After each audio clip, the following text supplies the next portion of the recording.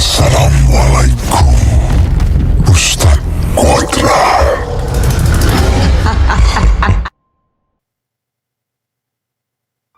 Hai seluruh, halo guys, selamat datang di channel Mamang Story. Magma Entertainment dan Rapi Films bekerja sama untuk merilis film Kodrat 2. Assalamualaikum, Ustaz Kodrat. Film ini akan mengungkapkan perjalanan penuh ketegangan dari seorang ustadz bernama Kodrat dalam mencari istrinya yaitu Azizah. Namun perjalanan Ustadz Kodrat untuk bertemu kembali dengan istrinya tidaklah mudah.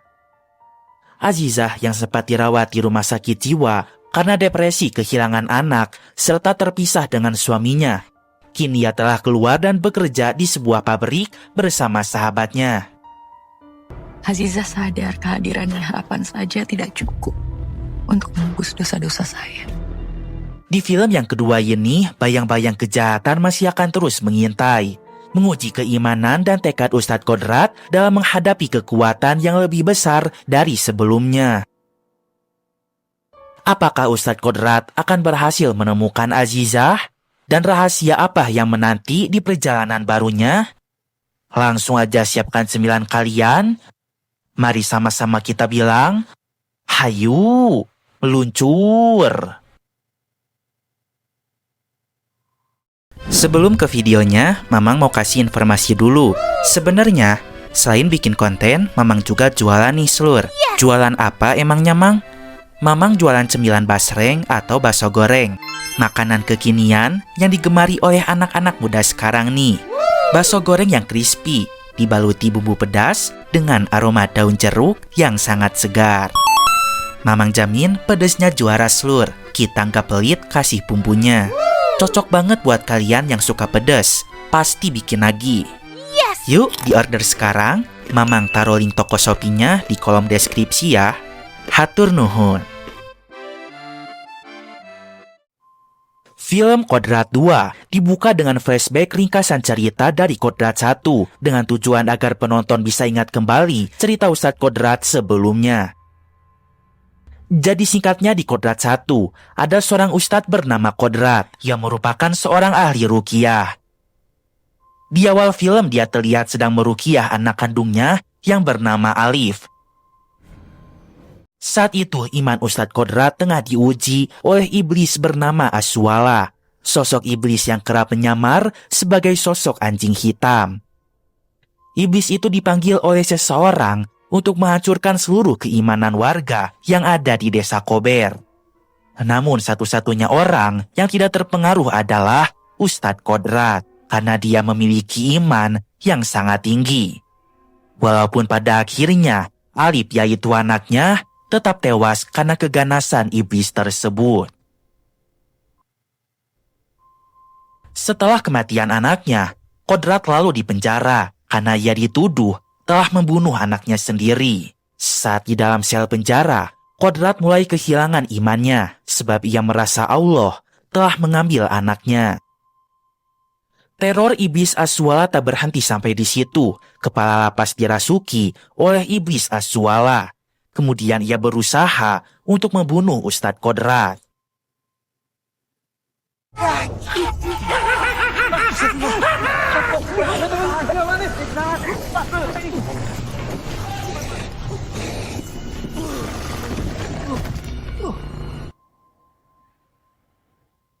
Ustadz sempat tewas saat itu karena kehabisan nafas akibat digantung. Namun ia pun diberi kesempatan kedua oleh Allah, sehingga Kodrat pun mengalami yang namanya mati suri.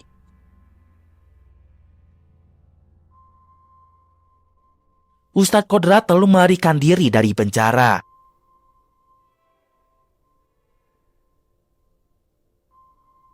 Ia pun terpaksa mengambil beberapa pakaian milik pedagang. Kemudian ia pergi menuju pesantrennya lagi yang ada di desa Kober tersebut.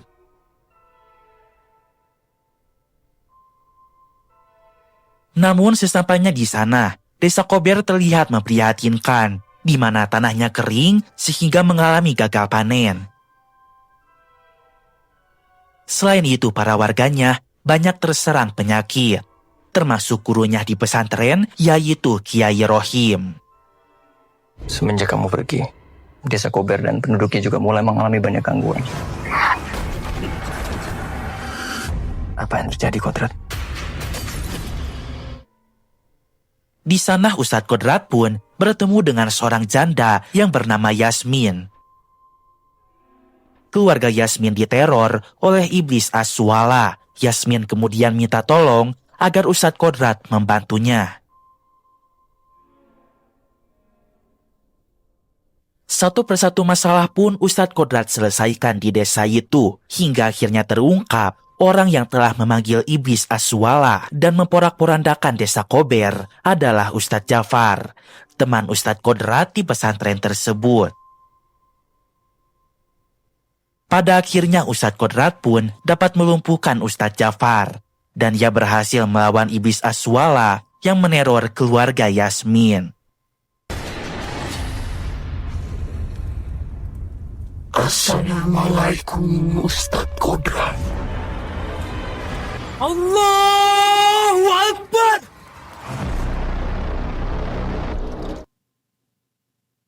Hingga akhirnya desa Kober pun menjadi aman lagi, dan Kiai Rohim yaitu gurunya kembali sehat.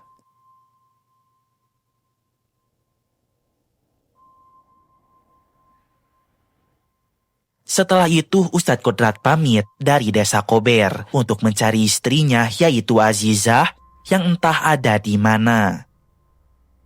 Dan kisah Kodrat tua pun baru dimulai.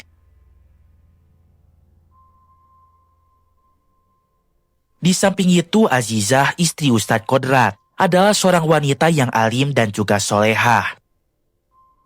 Namun suatu ketika, saat iblis Aswala akan membunuh Alif anaknya, di saat itulah Azizah bersekutu dengan iblis Aswala agar anaknya dapat selamat. Satu jalan agar Alif selamat.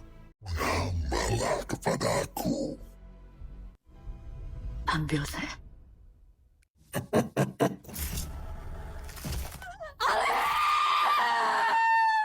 Dan ia pun sudah terlanjur bersekutu dengan sosok iblis itu.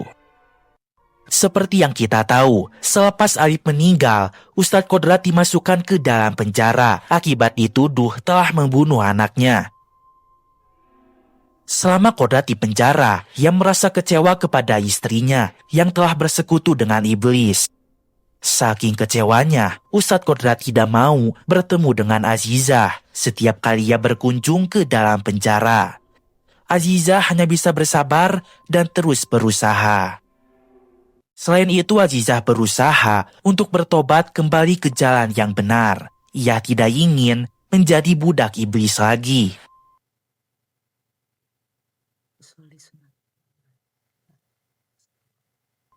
Akan tetapi, setiap ia melaksanakan sholat tobat, Azizah selalu tidak bisa menyelesaikan doa iftitahnya.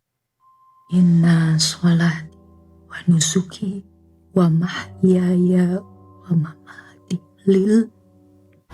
Inna sholati wa nusuki wa mahyaya wa mamati.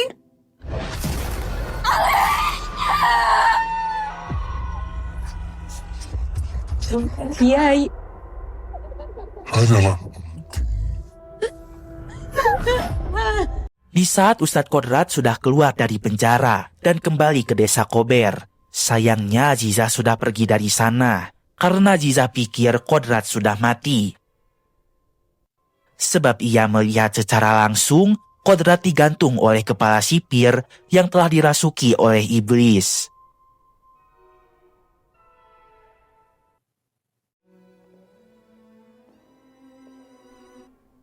Kini Azizah pun diajak oleh dua temannya, yaitu Purwanti dan Seri, untuk bekerja di sebuah pabrik kain. Aziza belajar untuk kembali membiasakan diri. Dan duka.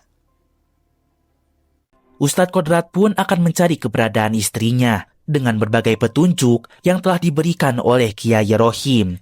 Kiai mengatakan Azizah telah pergi ke tempat lain dan bekerja di sebuah pabrik kain bersama teman lamanya. Sementara itu, di sisi lain, pabrik tempat kerja Azizah ternyata menyimpan sebuah misteri kelam, di mana para pemiliknya melakukan pesugihan kepada sosok iblis bernama Zaduk. Para pemilik pabrik seringkali menjadikan para buruh sebagai tumbalnya.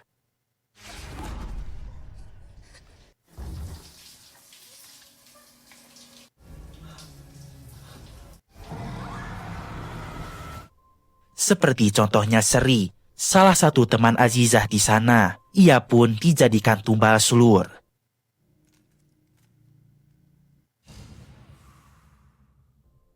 Di mana iblis Zaduk akan membuat korbannya tak berdaya, lalu mengalami kecelakaan kerja akibat mesin di pabrik tersebut.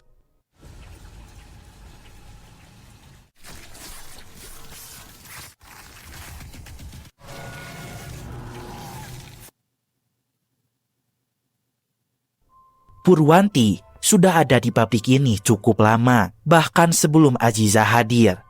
Purwanti mengatakan Sri bukanlah satu-satunya korban pesugihan. Sebelumnya pernah ada perempuan bernama Marni yang turut menjadi tumbalnya.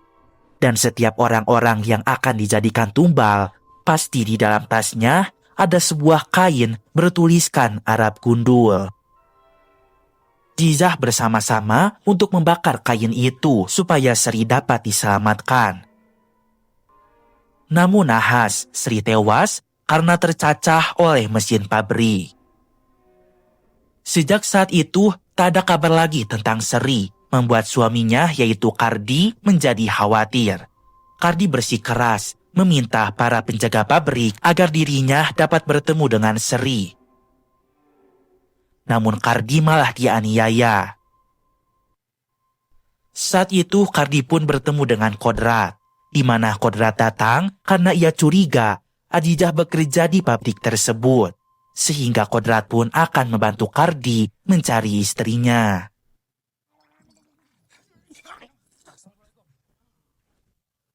Diam, diamlah kamu. Jangan ikut campur.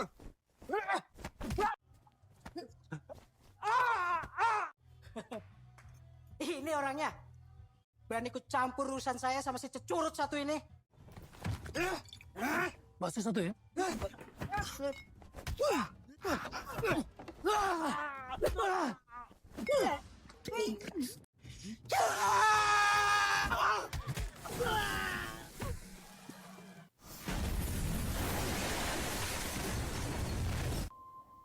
Namun ternyata iblis Aswala itu belum musnah dan terus mengikuti Ustadz Kodrat.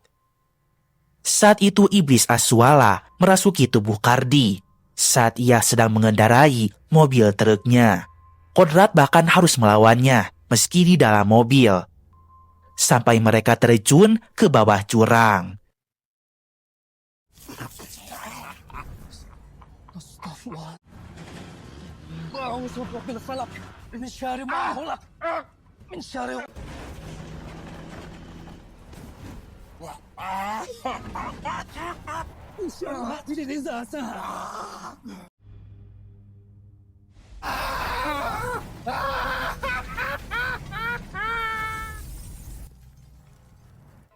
Beruntung Ustadz Kodrat dan Kardi masih dapat selamat. Mereka pun terus bekerja sama masuk ke dalam pabriknya. Hoi, hoi. Turun. Turun. Turun dari mobil saya. Jangan bikin ribut ke saya. Ayo ikut. Jelaskan sekarang. Dengan ilmu bela diri yang dimiliki oleh Ustadz Kodrat, ia pun mampu melawan satu persatu penjaga yang ada di pabrik itu. Sementara Purwanti dan Azizah mengajak semua buruh yang semuanya adalah perempuan agar melakukan demo besar-besaran. Mereka tidak mau lagi ada buruh yang dijadikan tumbal. Akan tetapi, para atasan pabrik malah menyantet semua buruh yang melakukan demo itu, membuat mereka semua menjadi kesurupan.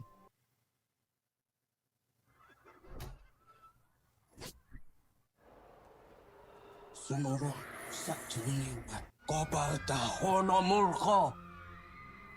Beruntung ada Ustadz Kodrat di sana, Ustadz sang ahli ruqyah.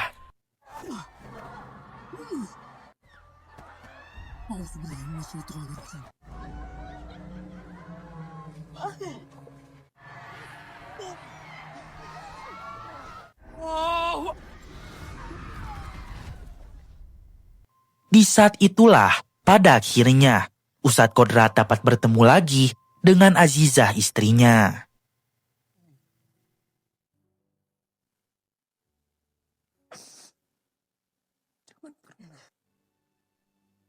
Untuk keselamatan Alif. Sekarang Ustadz Kodrat akan melawan atasan pabrik yang selama ini menumbalkan buruh pabrik.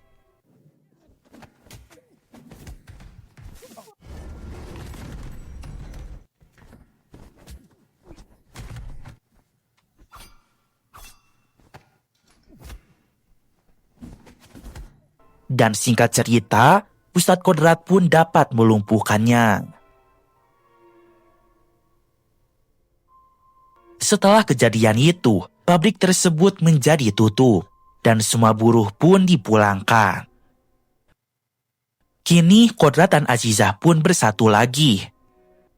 Mereka sangat senang, tetapi di sisi lain, Azizah merasa tidak pantas bersanding dengan Ustadz Kodrat karena ia merupakan perempuan yang hina, yang kotor karena telah menjadi budak iblis. Kodrat berkata kepada istrinya, seburuk apapun seseorang, dia tetap berhak untuk bertobat kepada Allah. Kodrat dan Azizah kembali ke rumahnya yang ada di desa Kober. Sakinah kita.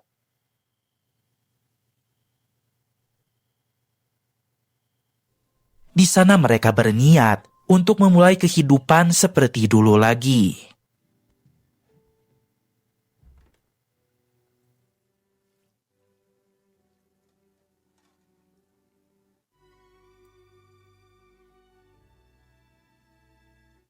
Terima kasih Aziza.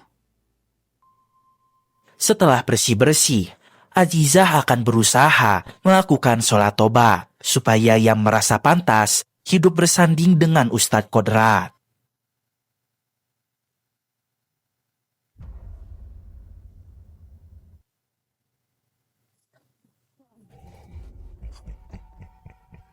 Namun iblis Aswala muncul kembali untuk mengganggu Azizah dalam sholat tobatnya. Soli sunata taubati. Allahu Akbar. Beruntung Ustadz Kodrat datang, membantu menguatkan iman Azizah.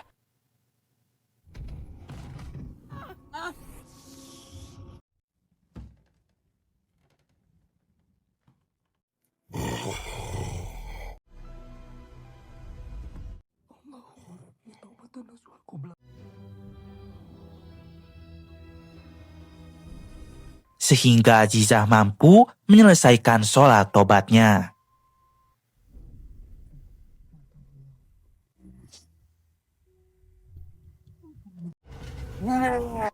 Setelah itu iblis Aswala marah. Ia murka dan akan membunuh Ustadz Kodrat. Setelah itu iblis Aswala marah. Ia murka dan akan membunuh Ustadz Kodrat.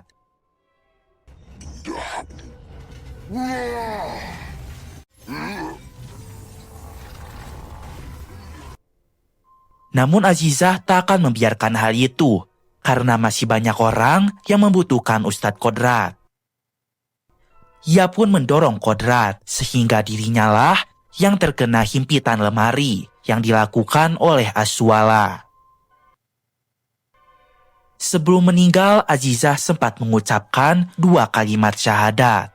Kodrat pun yakin istrinya meninggal dalam keadaan bersih dari dosa, karena ia telah melaksanakan sholat tobat.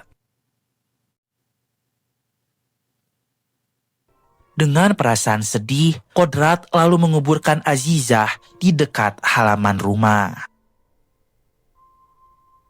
Sementara di sisi lain, iblis Aswala ternyata belum musnah. Ia masih menebar teror kepada banyak orang. Di ending film diperlihatkan, iblis itu mengganggu keluarga Yasmin lagi.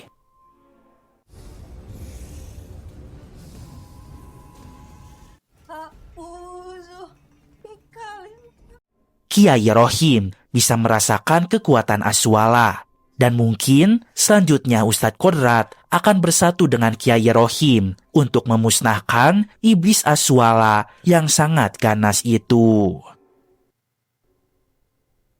Dan film pun berakhir. Film Kodrat Tua tak bisa dipungkiri memiliki banyak peningkatan dari film pertamanya. Film Kodrat Tua sangat terasa lebih upgrade. Dimulai dari kualitas visual, audionya yang menggelegar, hingga semua detail-detail kecilnya. Dari kualitas visual, Kodrat Tua jelas berada di atas pendahulunya. Jika disaksikan secara penuh, film Kodrat Tua lebih menonjol dengan actionnya daripada horornya sendiri. Walaupun begitu, adegan-adegan pertarungan digarap dengan sangat menjanjikan, karena salah satu elemen penting di dalam film Kodrat adalah actionnya. Namun Mamang sangat menyayangkan tokoh Azizah tewas di dalam film ini. Mengapa karakternya harus dibuat mati? Apakah agar film Kodrat terus berlanjut ke film ketiganya? Jika iya, maka Mamang berspekulasi Kodrat akan bersatu dengan Yasmin yang diperankan oleh Marsha Timothy, yang mana in real life dia adalah istri sahnya Vino G. Bastian, sang pemeran tokoh Ustadz Kodrat. Apakah benar Azizah dibuat mati agar Ustadz Kodrat dapat bersatu dengan Yasmin? Entahlah, menurut kalian bagaimana? Dan tidak hanya itu, pastinya di Kodrat ketiga, Ustadz Kodrat akan kembali berjuang memusnahkan iblis Aswala yang tampaknya kembali merasuki tubuh Alif, anaknya Yasmin. Harapannya di Kodrat ketiga nggak ada karakter yang mati lagi ya, dan iblis Aswala benar-benar bisa dimusnahkan. 9,2/10 untuk film ini. Nah, oke seluruh, sampai sini dulu aja video kali ini. Mamang pamit dulu, keep enjoy, and see you.